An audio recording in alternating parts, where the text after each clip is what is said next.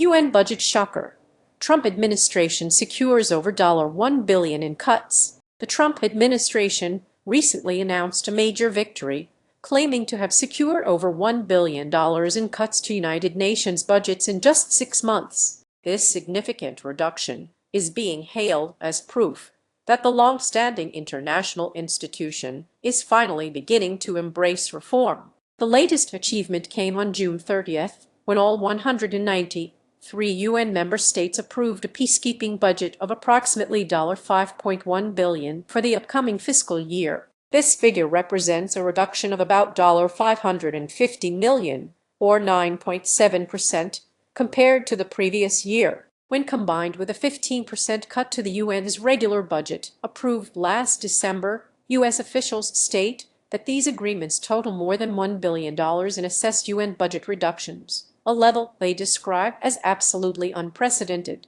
Assessed budgets are funded by mandatory contributions from member states, based largely on the size of their economies. U.S. Ambassador for UN Management and Reform, Jeff Bartos, highlighted the collective effort. He noted that with U.S. leadership, all 193 countries came together for the second time in 6 months, achieving over $1 billion in savings. Bartos emphasized that any single cut of this magnitude would be unprecedented, and the totality of these reforms is monumental. These agreements arrive as the United Nations faces increasing financial pressure and prepares for a leadership transition in 2027, with Secretary-General Antonio Guterres set to conclude his second term. Simultaneously, the Trump administration has made reform a core element of its UN strategy, arguing the organization had become overly bureaucratic and inefficient. UN spokesman Stéphane Dujarric confirmed the peacekeeping budget reduction of roughly $550 million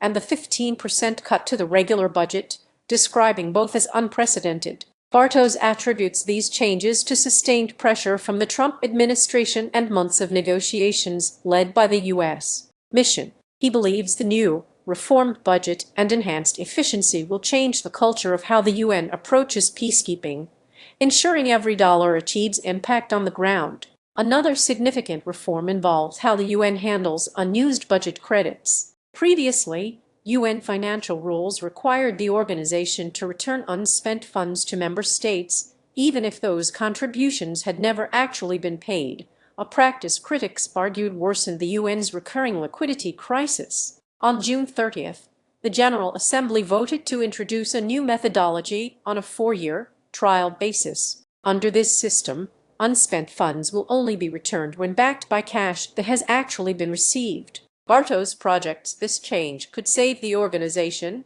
more than $1 billion over the next 3 years, a figure separate from the cuts already approved. Secretary-General Guterres welcomed this specific change, noting it had been a long-standing priority of his for nearly a decade. He described the old system as a Kafkaesque cycle where the organization was expected to return non-existent cash. Dujarric added that the reform will allow the UN to manage resources more predictably and responsibly, helping ensure operational continuity, especially for peacekeeping missions. Bartos insists these budget agreements are just the beginning.